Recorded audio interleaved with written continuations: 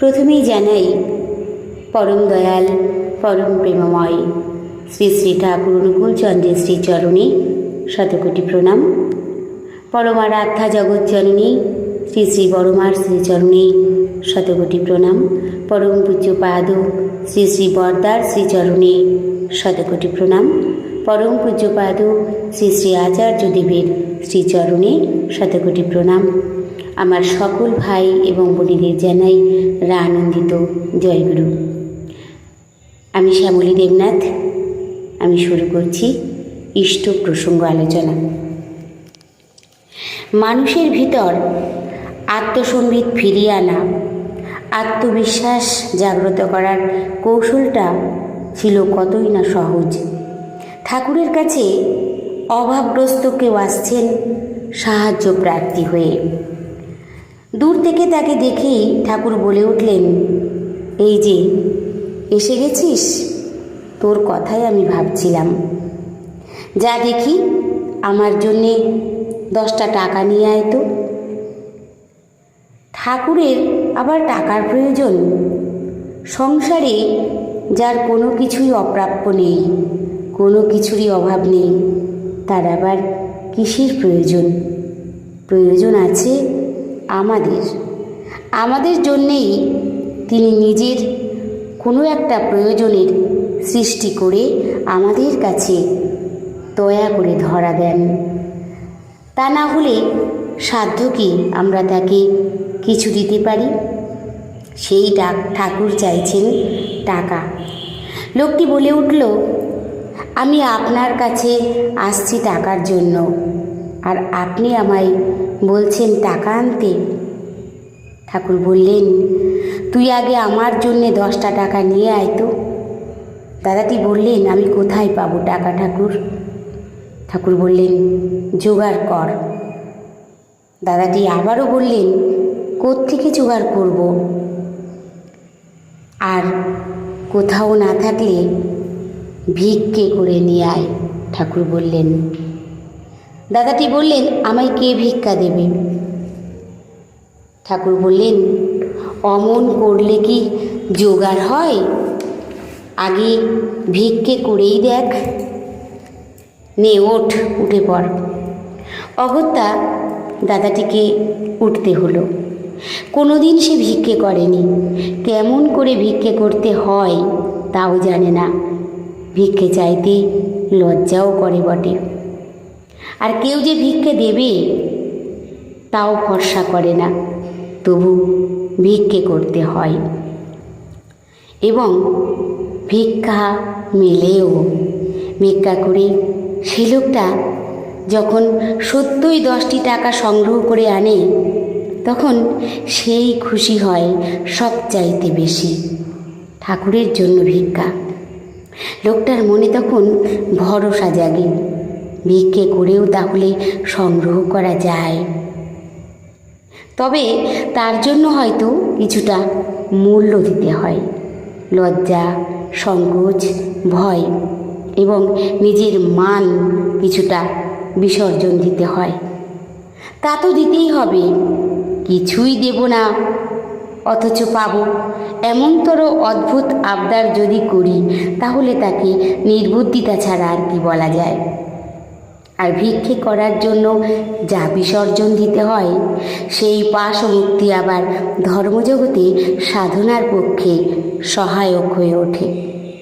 যখন সে বোঝে ভিক্ষে করেও সংগ্রহ করা যায়, তখন পরের বার হয়তো 25 টাকা সংগ্রহ করা কঠিন হয় না।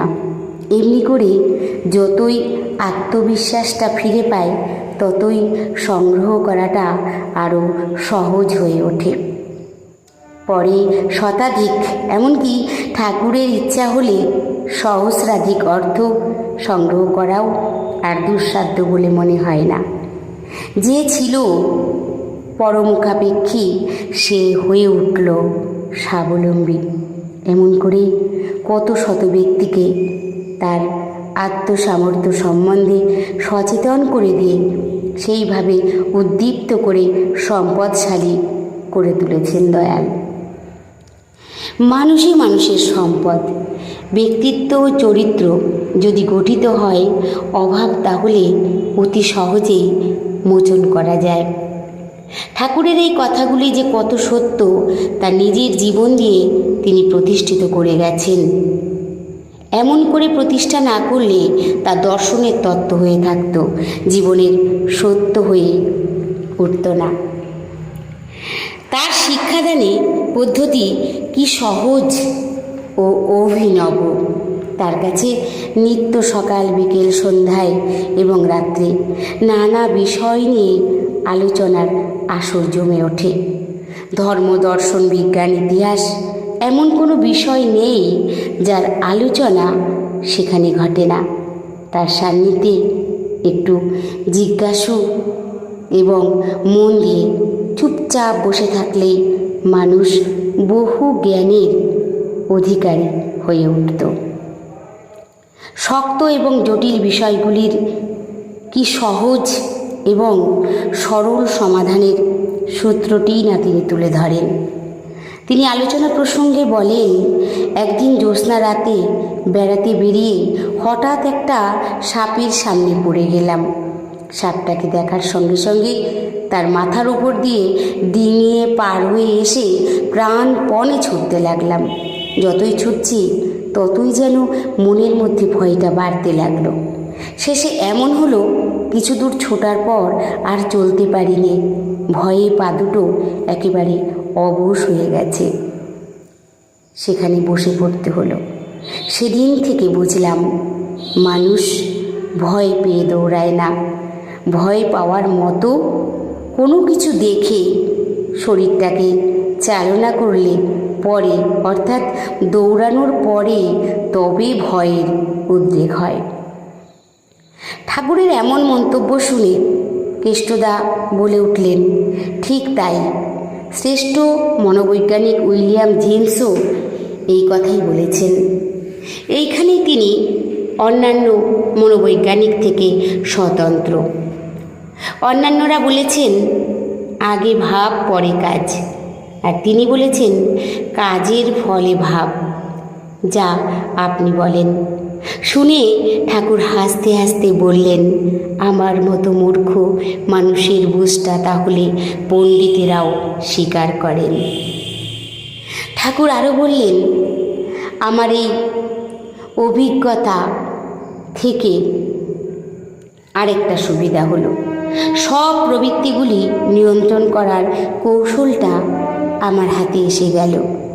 কাজের ফলেই যখন ভাবের উদ্ভব হয়, তখন আমার ইচ্ছানুযায়ী কোনো একটা ভাব সৃষ্টি করার জন্য শরীরটাকে তদনুযায়ী নিয়ন্ত্রিত করলেই তা তো পেতে পারি।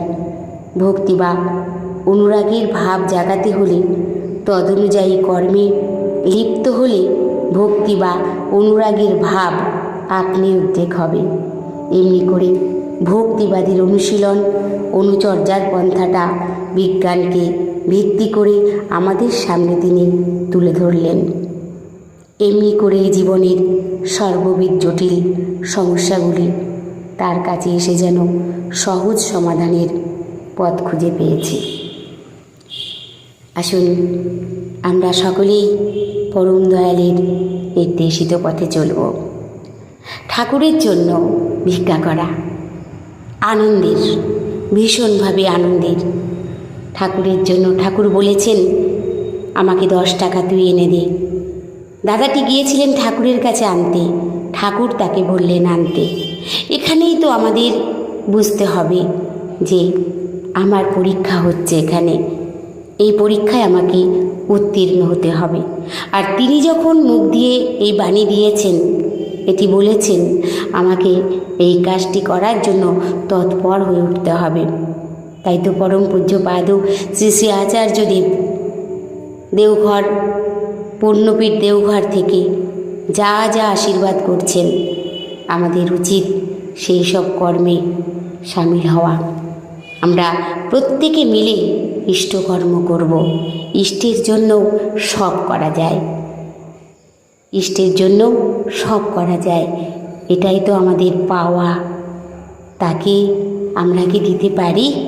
কখনোই পারি না। তা আমরা চেষ্টা করব সকল সময় আমাদের যে আশীর্বাদগুলি আসবে সেগুলি করার চেষ্টা, আর সেইটি করলেই আমরা ভালো থাকব। আমাদের জীবন তরতর করে এগিয়ে চলবে, আমরা বেঁচে উঠব, আমরা বেড়ে উঠব। আমরা সকলেই চাই বাঁচতে বাড়তে। তাই পরম দয়ালের নির্দেশিত পথ ভীষণ সহজ পথ। এই পথে আমরা যদি চলি, আমাদের জীবন আর দেখে কে সুন্দর হয়ে উঠবে। আমরা সুখে স্বাচ্ছন্দ্যে থাকতে পারবো।